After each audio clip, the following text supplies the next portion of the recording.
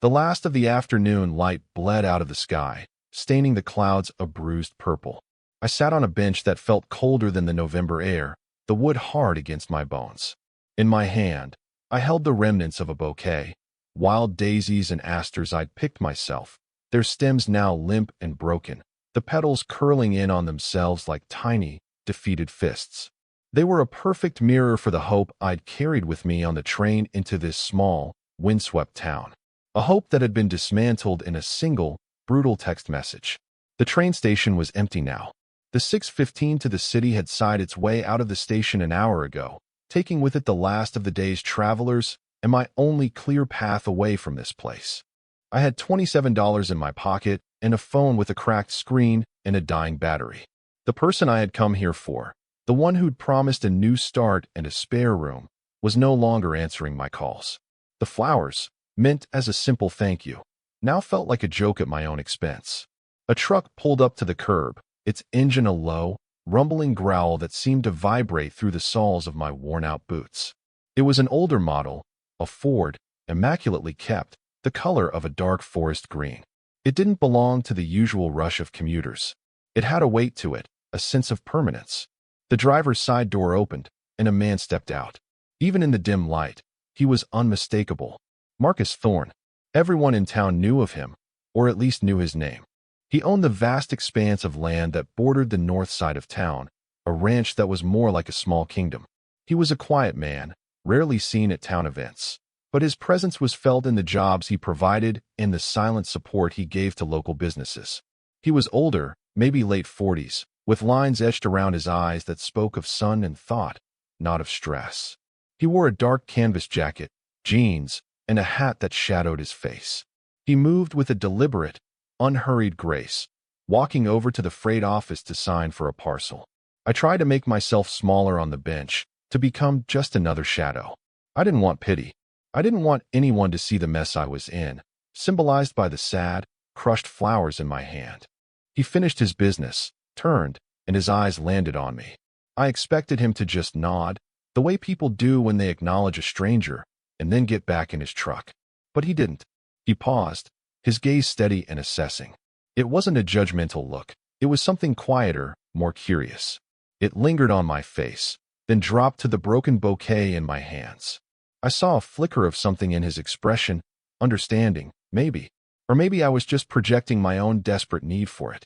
He walked toward me, his boots making a soft, crunching sound on the gravel. He stopped a few feet away, close enough for me to see the silver at his temples, to smell the faint, clean scent of cedar and cold air that clung to his jacket. "Evening," he said. His voice was low and calm, like the rumble of his truck's engine. It held a natural authority that wasn't demanding. "Evening." I managed to get out, my own voice sounding thin and young. He tipped his hat slightly, a small, old-fashioned gesture. His eyes, now that he was closer, were a deep, clear gray, like a winter sky. "Last train's gone," it wasn't a question. It was a statement of fact. "I know," I said, and my throat felt tight. I dropped the ruined flowers into the nearby trash bin. The sound they made was barely anything, just a soft thud, but it felt deafeningly final. My last tangible piece of a foolish plan, now discarded. He watched the bin for a moment, then looked back at me. The silence stretched, but it wasn't uncomfortable. It was watchful. He seemed to be weighing something. I braced myself for a platitude, a piece of advice, or for him to simply walk away. Instead, he said, "It's getting cold," another fact. The wind was picking up, carrying with it the sharp bite of the coming night. I just nodded, pulling my thin jacket tighter around myself. He took a breath. "I've got a long drive back to my place. Could use the company. If you're not waiting for anyone." The offer was casual, but the look in his eyes was not. It was direct, searching. He was giving me an out, a way to save face. He wasn't asking if I was stranded. He was offering a ride as if it were a favor to himself. My mind raced. A ride from a stranger. A very wealthy, very powerful stranger. Every instinct for self-preservation I'd honed over the last few years screamed at me to be cautious. But then I looked at his face again. The lines around his eyes weren't harsh. His hands, resting loosely at his sides, were calloused from work, not soft from counting money. There was a groundedness to him, a steadiness that I felt I could lean on, if only for a moment. And what was my alternative? A night on a cold bench with $27 to my name. I'm not waiting for anyone, I said, the words tasting like ash. The admission felt huge. He simply nodded, as if he'd known all along. All right then, he said, his tone gentle. He tipped his head toward the green truck. Ride with me. I stood up, my legs stiff from the cold and from sitting for so long. I followed him to the truck, the quiet space between us filled only by the sound of our footsteps. He opened the passenger door for me before walking around to his own side. It was another small, polite gesture that felt like it belonged to a different era. As I slid onto the worn leather seat, I felt a strange sense of surrender, a feeling that I was stepping out of my own broken story and into someone else's, even if just for one night.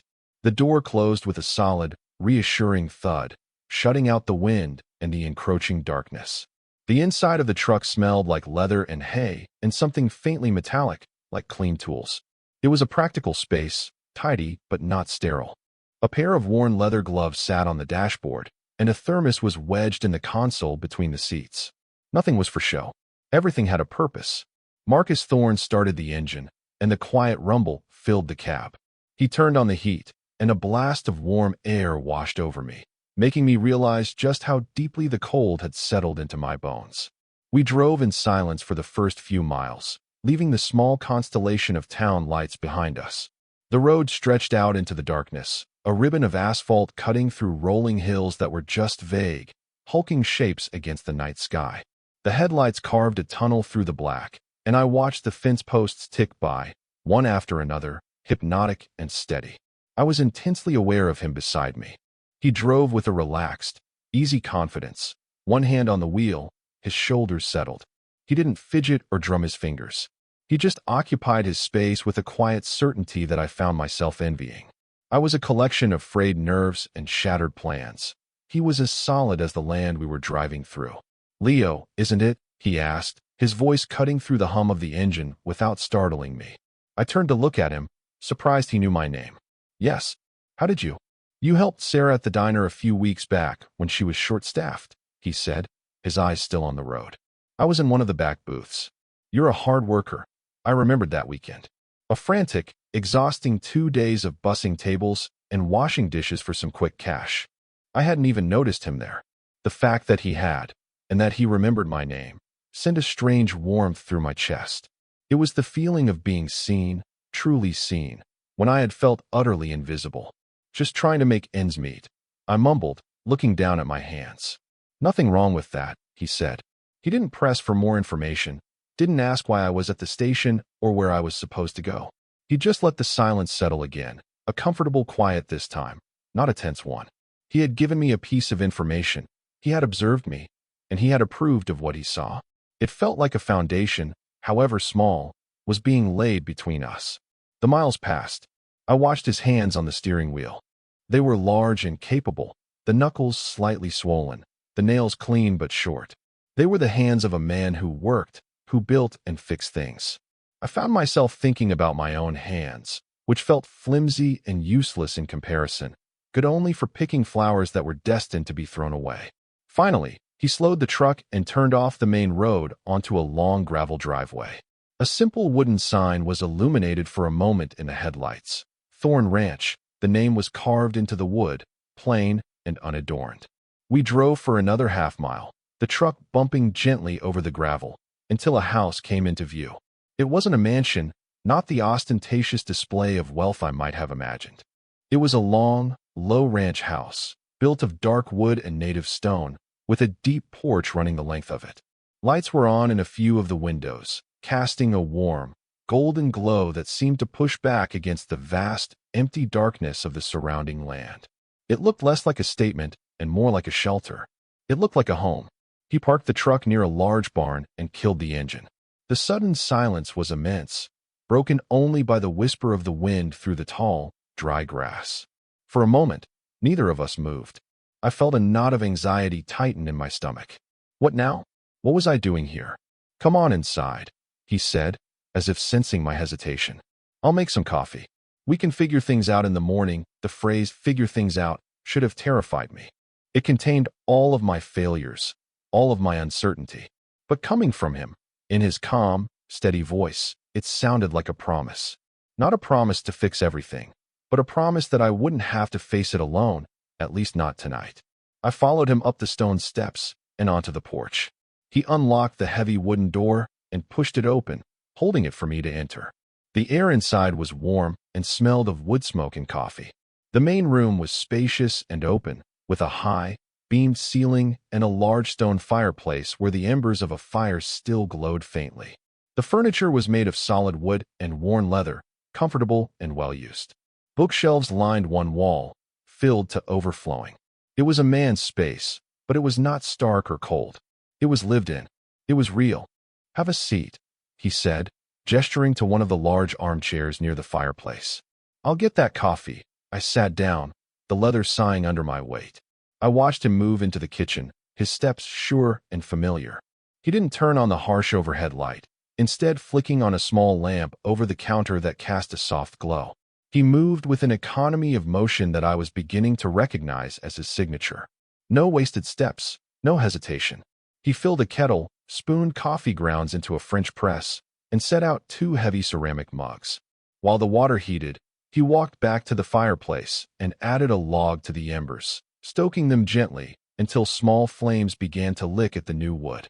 The room filled with a soft, crackling sound and the comforting scent of burning oak. He did it all without a word, this quiet act of making a space warm and welcoming. I felt the tension in my shoulders begin to ease for the first time all day. I was in a stranger's house, in the middle of nowhere, with no plan and no resources. And yet, I felt safer than I had in a very long time. I was watching the quiet competence of Marcus Thorne, and it was like a balm on my raw nerves. He wasn't just offering shelter. He was offering a moment of peace.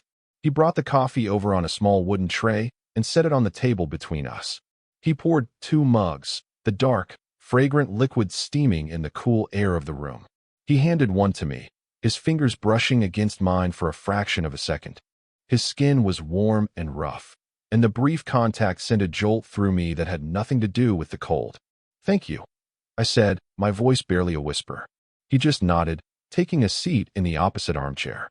He held his mug in both hands, letting the steam warm his face. He looked at me over the rim, his gray eyes catching the firelight. "I have a guest cabin out back," he said, his voice even. "It's small, but it's warm and clean. You can stay there for a few days. Get your feet under you." I opened my mouth to protest, to say I couldn't accept, that I had nothing to offer in return. But he held up a hand, stopping me. "I could use some help around the place," he continued, as if I hadn't been about to speak. "Fences need mending before the first heavy snow. The stable needs a thorough cleaning. Simple work, but it takes time. I'll pay you a fair wage for your labor. It's a business arrangement. No charity." He had seen my pride, my fear of being a burden, and had constructed a solution that honored it. He wasn't just giving me a place to stay, he was giving me a job. He was giving me a purpose, a way to earn my keep.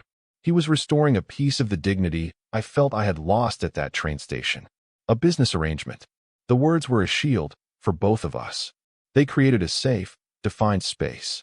But as I looked at him, at the quiet kindness in his eyes, I knew it was more than that.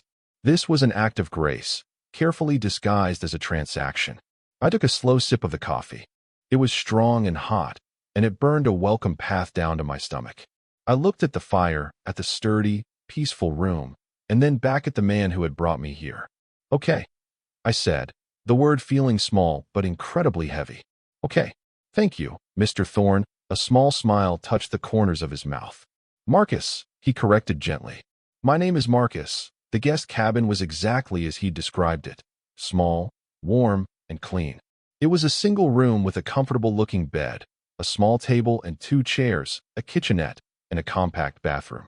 Like the main house, it was built of wood and stone, solid and unpretentious. Marcus showed me how to work the small propane heater, made sure the water was running hot, and left a stack of clean towels on the bed. "There's food in the fridge," he said, his hand on the doorknob. "Breakfast is at 6 in the main house, if you're up for it. If not, help yourself to whatever's here. I'll come by around 7:30 to show you the fence line that needs work." "Marcus," I said, and he paused, turning back to me. "Thank you. Really." He just gave me that same quiet, steady look. Get some rest, Leo. Then he closed the door, and I was alone.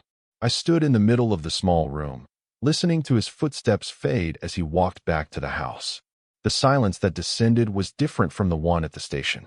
This was a peaceful silence, a safe one. I ran a hand over the rough-hewn wooden walls. I touched the soft flannel of the blanket on the bed. Everything was real. Everything was solid. That night, I slept more deeply than I had in months. I didn't dream of missed trains or unanswered calls. I dreamt of the low, steady rumble of a truck's engine and the quiet crackle of a fire. The next morning, I was awake before my alarm. The first light of dawn was filtering through the cabin window, painting the room in soft shades of gray and pink. I showered quickly, the hot water a luxury, and dressed in my cleanest pair of jeans and a flannel shirt. I found coffee, eggs, and bread in the small kitchen and made myself a simple breakfast, eating at the table while I watched the sun rise over the distant hills. The landscape was vast and beautiful, a rolling sea of golden grass and dark, stoic oaks. It was a world away from the crowded, gray life I had been living. I was cleaning my plate when I heard a soft knock at the door. It was Marcus. He was holding 2 pairs of thick leatherwork gloves. "Morning," he said. "Figured these might fit." He handed me a pair. I pulled them on, and they were a perfect fit, the leather still stiff and smelling new. It was another small, thoughtful gesture. He had anticipated a need I didn't even know I had yet, and provided for it without being asked. "Ready?" he asked. I nodded. "Ready?" We spent the day working on the north fence line. The work was hard and repetitive. We stretched wire, hammered in staples, and replaced rotting posts. Marcus worked with a silent, focused intensity. He showed me what to do with few words, his movements precise and efficient. He didn't waste energy, and he didn't waste words. I watched him as we worked. I watched the way the muscles in his forearms tightened when he strained the wire, the way he squinted against the bright sun, deepening the lines around his eyes. He was completely at home in this environment, a part of the landscape itself. There was no artifice to him. He was exactly who he appeared to be, a man who knew his land and his work. I, on the other hand, was clumsy and slow at first. My hands, accustomed to a keyboard and a sketchbook, were soft. I fumbled with the tools, and my hammer blows were often wide of the mark. But Marcus was patient. He never criticized or showed frustration. When I dropped a handful of staples for the 3rd time, he just bent down and helped me pick them up, his large hand brushing against mine as we both reached for the same one. "Go slower," he said, his voice calm. "It's not a race. Better to do it right than to do it fast." I took a breath and followed his advice. I focused on one task at a time, mimicking his steady, deliberate rhythm. Slowly, my movements became more confident. The work was physically demanding, and by midday, my muscles ached and my hands were raw, even inside the gloves. But there was a deep satisfaction in it. I was doing something tangible, something real. I was mending something that was broken. The symbolism was not lost on me. We broke for lunch, eating sandwiches and drinking water from a canteen, sitting on the tailgate of his truck. The sun was warm on our faces, and the only sounds were the wind and the distant call of a hawk circling high above. "You're a quick learner," Marcus commented, taking a bite of his sandwich. "You're a good teacher," I replied, and it was true. His quiet presence was more instructive than 100 words of direction would have been. He gave a small shrug, as if dismissing the compliment, but I saw a faint hint of a smile on his lips before he turned his gaze back to the fence line. We sat in a comfortable silence, sharing the vast, open space. In that moment, the awkwardness of our first meeting felt a world away. We were just 2 men, sharing a meal after a morning of hard work. The lines of employer and employee, of wealthy rancher and stranded young man, seemed to blur. I started to notice the small things about him. The way he would pause and listen, his head tilted, to a sound only he could hear. The rustle of a coyote in the brush, the change in the wind's direction. The way he treated his animals, with a gentle, no-nonsense respect. I saw him calm a nervous horse with just a low word and a steady hand on its neck. There was a deep well of kindness in him, but it was a quiet, practical kindness. It was in his actions, not his words. The days fell into a rhythm. We worked, we ate, we talked a little. In the evenings, I would retreat to my cabin, exhausted but with a sense of accomplishment I hadn't felt in years. I started sketching again, drawing the gnarled oak trees, the wide expanse of the sky, the texture of weathered barn wood. My hands were sore and calloused, but they felt more alive than they had in a long time. Sometimes, Marcus would invite me to have dinner in the main house. We'd eat at the large wooden table in his kitchen, the conversation easy and unforced. He asked me about my art, and I found myself telling him about my abandoned dreams of being an illustrator, dreams that had been put on hold by the need to survive. He listened intently, his gray eyes thoughtful. He never offered advice or pity, just a quiet, respectful attention that made me feel heard. In turn, I learned small things about him. He had inherited the ranch from his grandfather. He had built his fortune not through luck, but through decades of hard work, smart diversification into sustainable energy, and a deep understanding of the land. He had been married once, a long time ago, but his wife had passed away. He spoke of her with a gentle sadness, but not with bitterness. His life was solitary, but it did not seem lonely. It seemed complete, self-contained. And yet, I started to see cracks in that self-contained facade. I would catch him looking at me sometimes, when he thought I wasn't paying attention. His expression would be unguarded, a mixture of curiosity and something else, something deeper that I couldn't quite name. It was a look that made my breath catch in my throat. One afternoon, we were in the barn, cleaning out the stables. It was dusty, smelly work, but we worked well together, falling into an easy rhythm. I was hauling a wheelbarrow full of old hay toward the compost pile when my foot slipped on a wet patch of concrete. I stumbled, and the wheelbarrow tipped, spilling its contents everywhere. I landed hard on my side, my arms scraping against the rough floor. Leo, Marcus was at my side in an instant, his hands hovering over me, not touching, but ready to. Are you all right?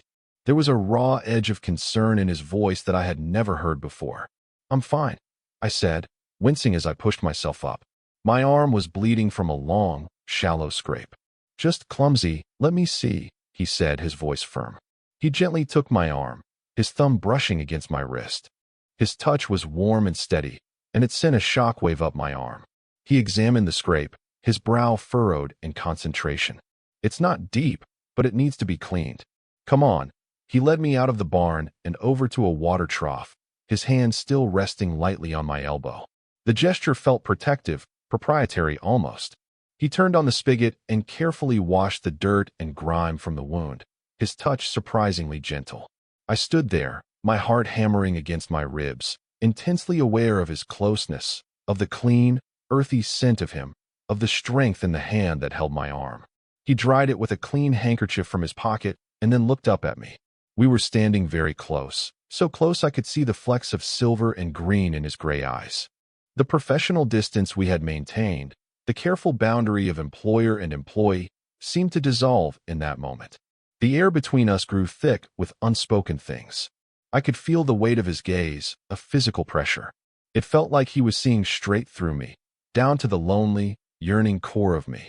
And I realized, with a sudden, breathtaking clarity, that the feeling I had been trying to name was desire. And what scared me even more was that I saw it reflected in his eyes, too. He let go of my arm, the loss of his touch leaving my skin feeling cold. He took a small step back, putting a little space between us, as if rebuilding the wall that had just crumbled. There's a first aid kit in the house, he said, his voice a little rough. I'll get some antiseptic for that. He turned and walked toward the house, his back straight, his shoulders tense. I stood by the water trough, my arm throbbing with a dull ache, but my whole body buzzing with a new, terrifying, and exhilarating energy. Something had shifted between us. A door that I hadn't even known was there had been pushed open a crack, and I had no idea what lay on the other side. Over the next week, the air between us was charged with a quiet tension.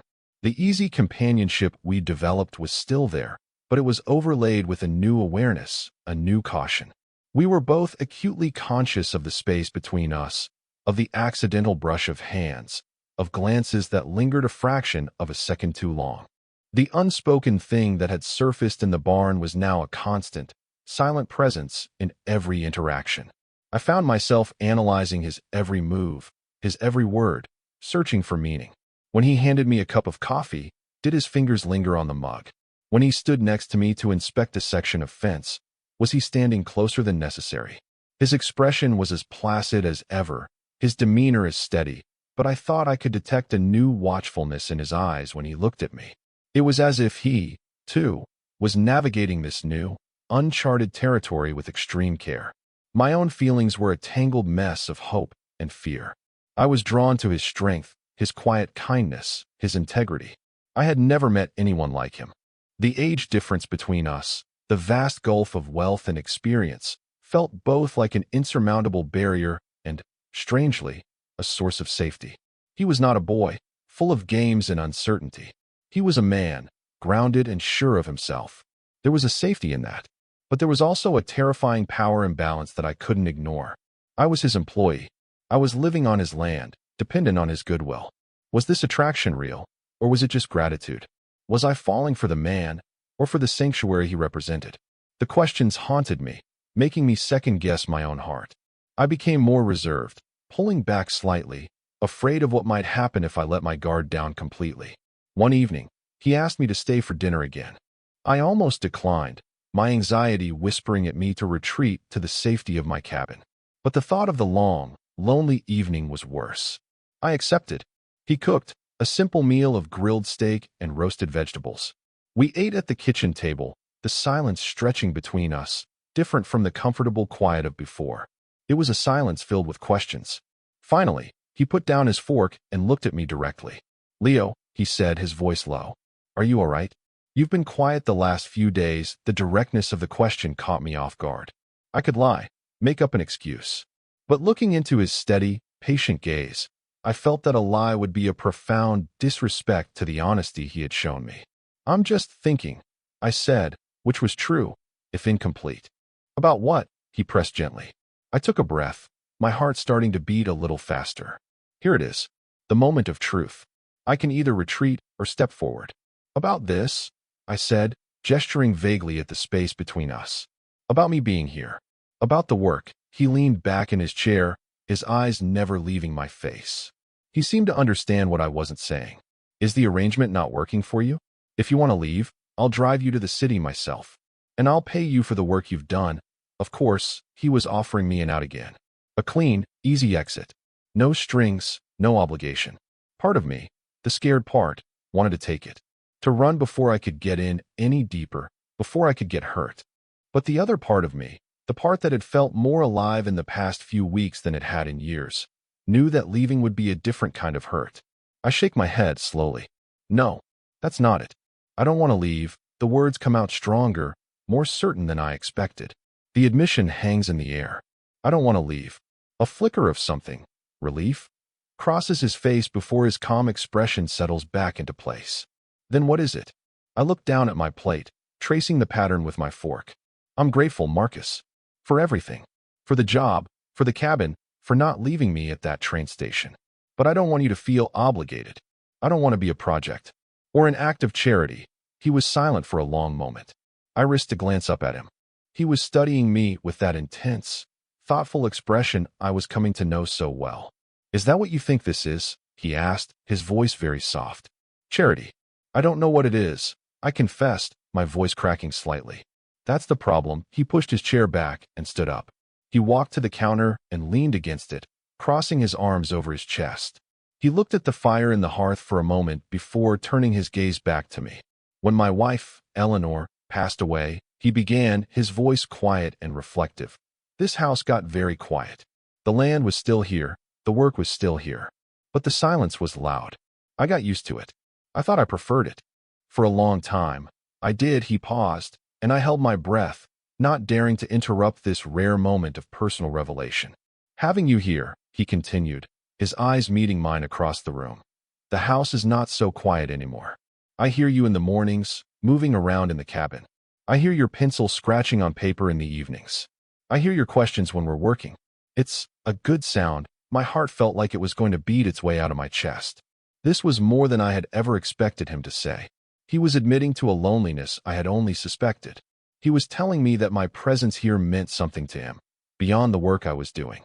"Leo, I want to be very clear," he said, his voice gaining a new firmness. "You are not a charity case. You are a good man and a hard worker. You have earned every dollar I have paid you and the roof over your head.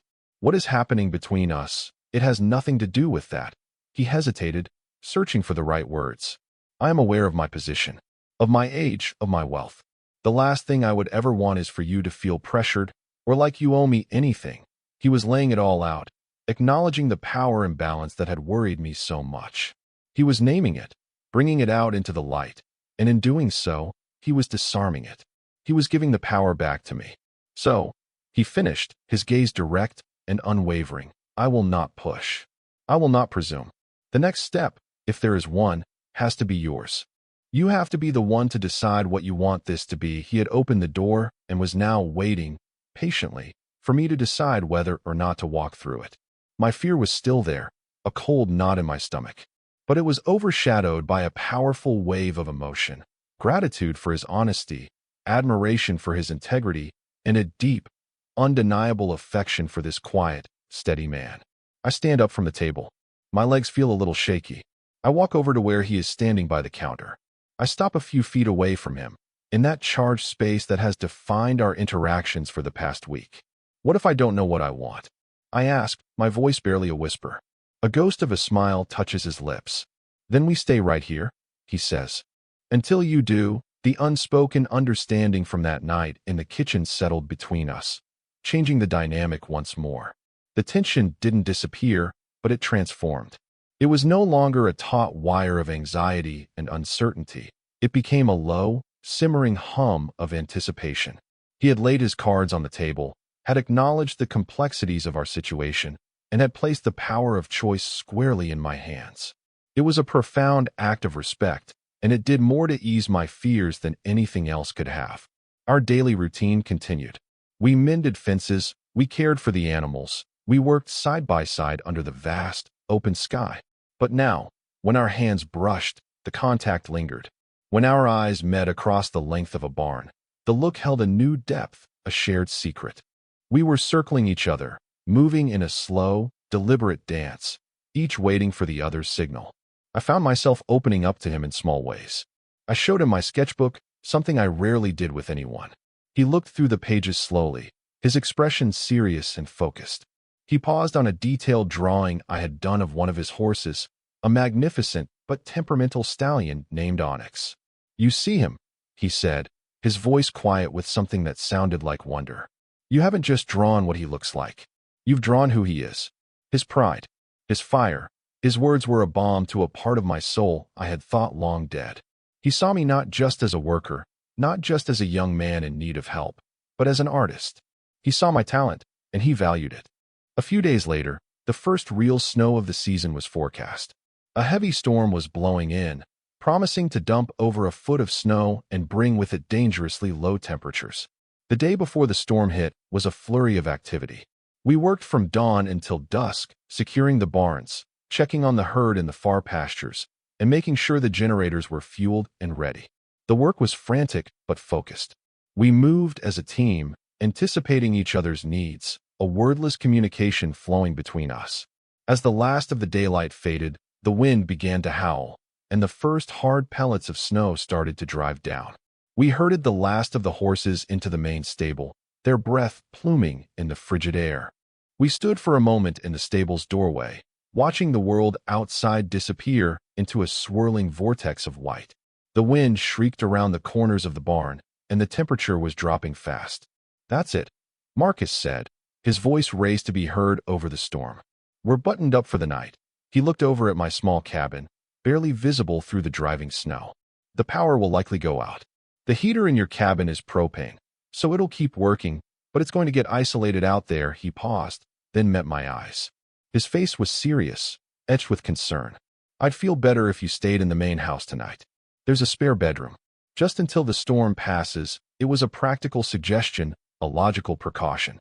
But we both knew it was more than that. It was a step across a threshold. Staying under his roof, not as a dinner guest, but as an overnight resident, felt significant. It felt like an answer to the question he had posed in his kitchen. This is the moment. This is the choice. I looked from the swirling chaos of the storm to the calm, steady presence of the man beside me. One represented the life I had been living, unpredictable, cold, and lonely. The other represented safety, warmth, and a quiet strength that called to me on a fundamental level. "Okay," I said, my voice clear and firm over the wind's roar. "I'll stay." The relief that washed over his face was immediate and profound. It was as if a great weight had been lifted from his shoulders. He simply nodded, a tight, grateful motion. "Good. Let's go inside. I'll build up the fire." The house felt like a fortress against the raging storm. The wind howled outside, rattling the windows, but inside, the fire in the great stone hearth crackled and blazed, filling the room with warmth and a flickering, golden light. The power went out an hour later, plunging the ranch into darkness, but Marcus was prepared. He lit several oil lamps, their soft, steady glow creating an intimate, timeless atmosphere. We sat in the 2 armchairs before the fire, mugs of hot tea in our hands, listening to the storm. The world had shrunk to the size of this single, warm room. There was nowhere to go, nothing to do, but be here, together. The silence between us was no longer tense or questioning. It was a deep, resonant quiet, full of all the things we had left unsaid.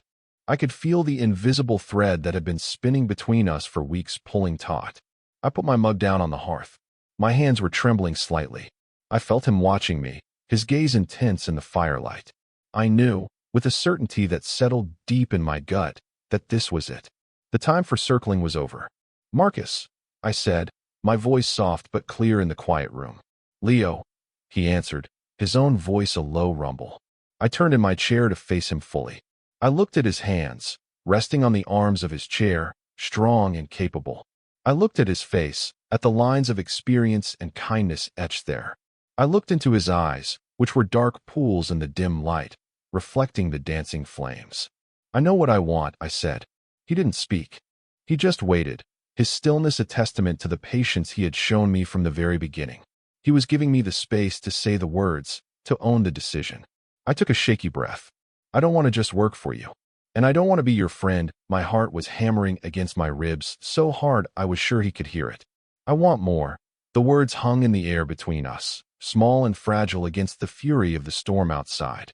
A log shifted in the fireplace, sending up a shower of sparks.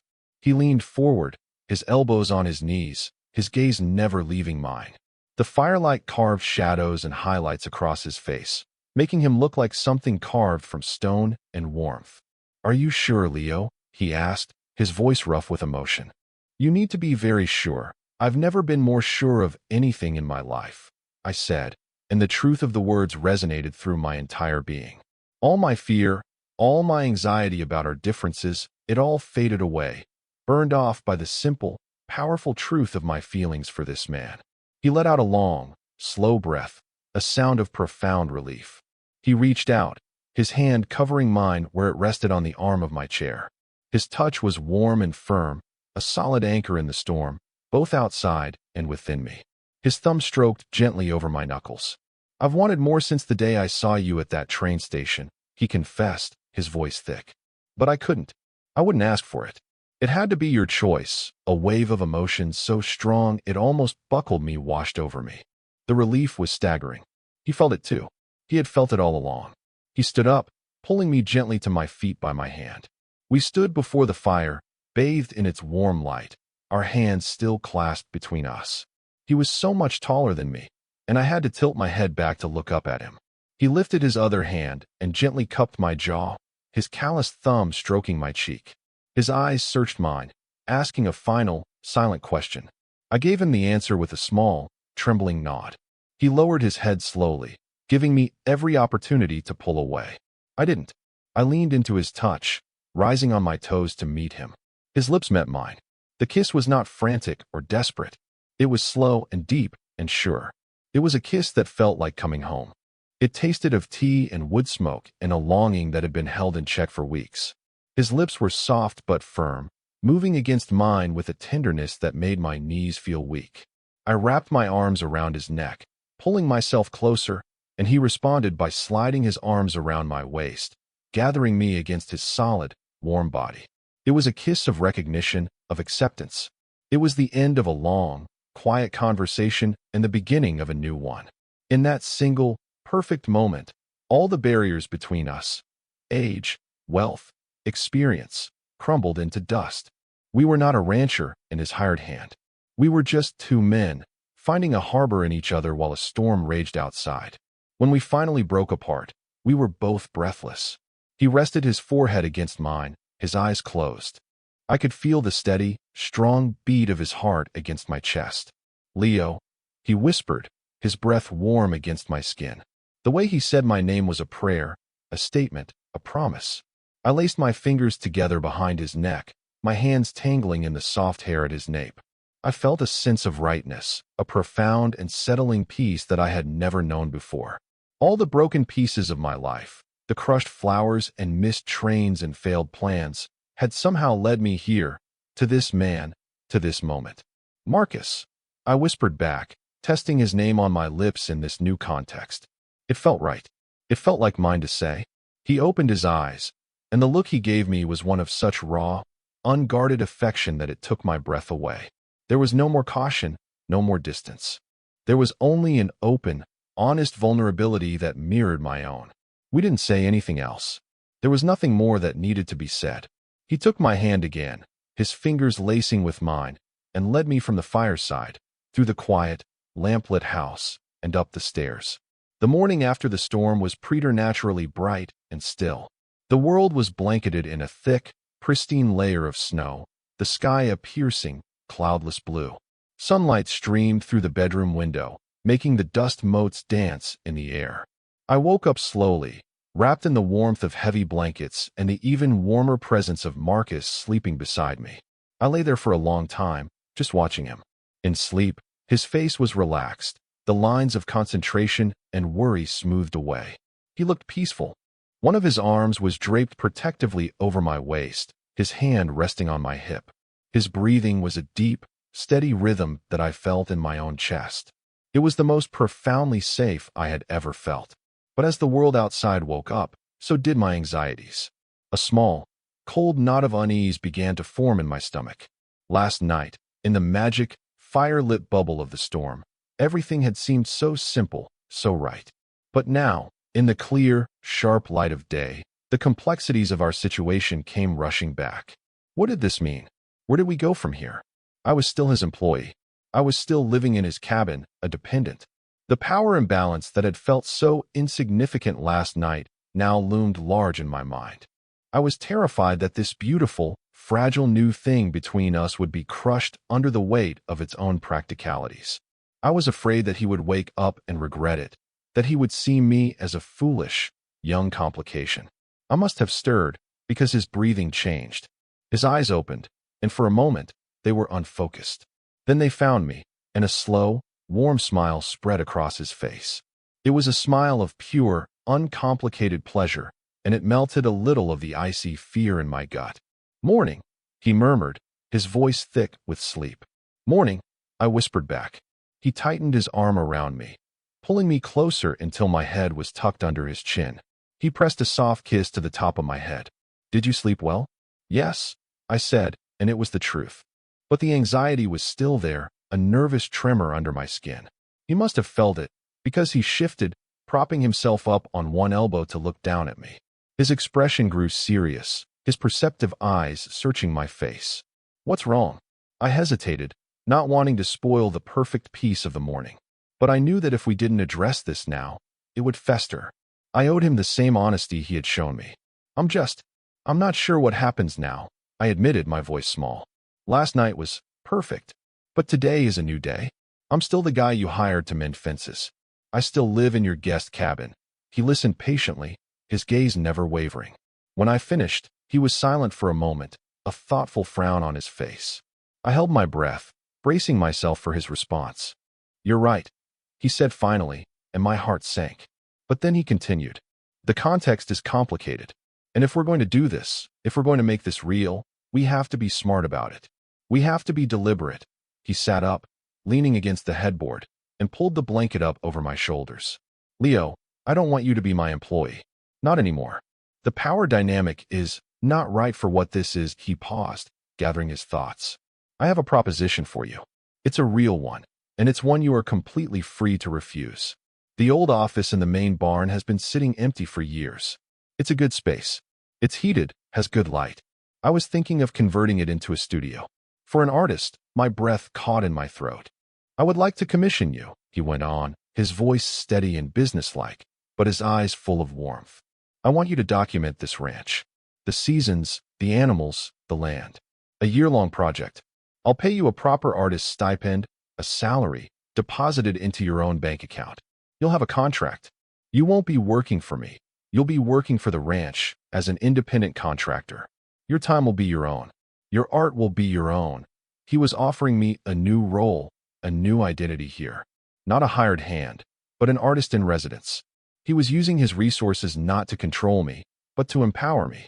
He was giving me my independence, my own purpose, my own space, all within the context of the life we were starting to build. And the cabin is yours for as long as you want it, he added. It's your home. This, he gestured to the bedroom, to the main house, is where we can be together. But that space is yours. You always have a place to go that belongs only to you. So you never feel trapped. So you always know you are here because you choose to be, not because you have to be. Tears welled in my eyes. I was overwhelmed by the sheer thoughtfulness of his plan. He had seen all my fears, all my insecurities, and he had built a practical, respectful solution that addressed every single one of them.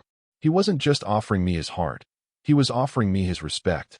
He was protecting my agency as fiercely as he protected his land. Marcus, I whispered, my voice thick with unshed tears. He reached out and gently wiped a tear from my cheek with his thumb. Is that a yes? He asked, a hopeful, slightly anxious smile on his face. I couldn't speak. I just nodded, a huge, grateful sob catching in my throat. I launched myself into his arms, burying my face in his chest.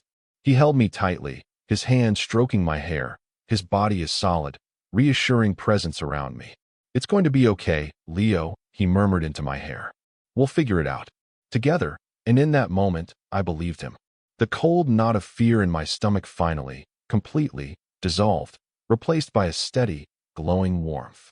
We had a long way to go. There would be challenges, and navigating our new reality wouldn't always be easy. There would be gossip in town, no doubt. There would be moments of insecurity on my part, and moments of uncertainty on his. But as I lay there, held safely in his arms, with the bright, clean light of a new day streaming in, I knew we had built a foundation strong enough to handle it. A foundation built not on obligation or gratitude, but on mutual respect, deep affection, and a quiet, deliberate care for each other's hearts. We were no longer just a billionaire rancher and a boy he'd found at a train station. We were two people who had found a home in each other, and we were ready to start building a life, one steady, honest day at a time. The next few weeks were a quiet unfolding. We settled into a new rhythm, one that was both domestic and professional. True to his word, Marcus and I spent 2 days clearing out the old barn office. We scrubbed it down, put a fresh coat of paint on the walls, and he had a proper drafting table and artist's easel delivered from a supplier in the city. He gave me a key to the space and left me to it, respecting the boundary he had so carefully created. Having that studio changed everything. It was my space. Mine. I spent hours there, losing myself in my work in a way I hadn't been able to for years. The creative energy that had been dormant for so long came flooding back. I sketched the horses in the fields, the way the winter light fell across the snow-covered hills, the intricate patterns of frost on the window panes. And I drew Marcus. I drew his hands, calloused and capable. I drew his profile as he looked out over his land. I drew the quiet concentration on his face when he was mending a piece of tack. My sketchbook filled with him, with this place, with the life that was taking root around me. Our personal relationship developed with the same slow, deliberate care. We spent our evenings together in the main house. We cooked dinner together, our movements becoming a familiar dance in the warm kitchen. We would sit by the fire and talk for hours, or sometimes, not talk at all, content to simply read in each other's company. The silence between us was now a rich and comfortable thing, a space of shared peace. He never pushed for more physical intimacy than I was ready for. He seemed to understand that for me, the emotional safety was paramount. Our intimacy was built in small moments. A hand on the small of my back as I walked through a doorway, a kiss on the forehead before I left for my studio in the morning, the simple act of falling asleep in his arms each night. He was patient, letting me set the pace, and his patience only made me trust him more, love him more. Of course, the outside world did not simply disappear. The first time we went into town together for supplies after the storm, I was acutely aware of the curious glances we received. The sight of Marcus Thorne, the reclusive rancher with a young man half his age at his side, was enough to set the small town's gossip mill churning. I felt a prickle of self-consciousness as we walked down the main street. I found myself putting a little distance between us, my old insecurities flaring up. I saw Mrs. Gable, the town's most notorious busybody, watching us from the window of the bakery, her eyes narrowed. Marcus, however, seemed completely unbothered. He walked at his usual, unhurried pace. As we approached the hardware store, he seemed to sense my discomfort. He didn't say anything. He just reached over and casually took my hand, lacing his fingers through mine. His hand was warm and strong around mine. It was a simple, public gesture of ownership and belonging. It was not defiant or aggressive. It was just a quiet statement of fact. We are together. He met my eyes and gave my hand a gentle squeeze, a silent reassurance. I am here. I am not ashamed. You have no reason to be, either. In that moment, standing on a dusty sidewalk in the middle of town, I felt my spine straighten. I tightened my grip on his hand and walked into the store with my head held high. Let them stare. Let them whisper. Their opinions were meaningless compared to the solid reality of the man standing beside me. We navigated the whispers and the stares together, a united front. It was our first test as a couple, and we had passed it without a single word. As winter began to soften into the first hints of spring, I felt a change in myself. The cautious, guarded young man from the train station was slowly being replaced by someone more confident, more open. The constant anxiety that had been my companion for so long had faded, replaced by a deep, quiet sense of peace. I was creating again. I was building a life. I was loved. One early spring morning, I woke before dawn. Marcus was still asleep beside me. I slipped out of bed and pulled on a warm sweater. I walked out onto the porch of the main house with 2 cups of coffee, just as the sky was beginning to lighten in the east. The air was cold and crisp, but it held the promise of warmth, the smell of damp earth thawing after the long winter. A few minutes later, the door opened and Marcus came out, pulling on his jacket. He came and stood beside me, taking the cup I offered him. Couldn't sleep? He asked, his voice a low rumble. I wanted to watch the sunrise, I said. We stood in companionable silence, sipping our coffee, and watched as the sun began to crest the distant hills, painting the sky in breathtaking shades of orange, pink, and gold. The light spilled across the valley, illuminating the vast expanse of the ranch, the land that he loved, the land that was becoming my home. I leaned my head against his shoulder. He wrapped his arm around me, pulling me into the warmth of his side. Do you remember that first night? I asked quietly. When you brought me here. I remember, he said. You were sitting on that bench, looking like you were carrying the weight of the world on your shoulders. You were holding a bunch of broken flowers. I felt pretty broken myself, I admitted. I know, he said, his voice gentle. But I didn't see someone who was broken. I saw someone who was strong enough to be sad, but not defeated. I saw someone who was waiting. I just didn't know you were waiting for me. I turned my face into his shoulder, overwhelmed by the simple, profound beauty of his words. He saw strength in me when all I felt was weakness. He saw a future for me when I couldn't see past that one miserable evening. I love you, Marcus, I said, the words coming out easily, naturally. They were as true and as real as the sunrise in front of us. He tightened his arm around me, holding me as if he would never let me go. He pressed a kiss to my temple. I love you, Leo, he answered, his voice thick with an emotion that needed no further explanation. We stood there for a long time, watching the new day begin, 2 solitary souls who had found their anchor in each other. The differences in our ages, in our pasts, in our bank accounts, they were all still there. They were part of our story, but they were no longer barriers. They were simply context, the landscape against which we were building our life. He had offered me a ride when I was stranded, but he had given me so much more. He had given me a safe harbor, a purpose, and the quiet, steady space to heal. He had given me a home. And as the sun climbed higher in the sky, flooding the world with light and warmth, I knew, with a certainty that reached into the very core of my being, that my journey was finally over. I was exactly where I was supposed to be,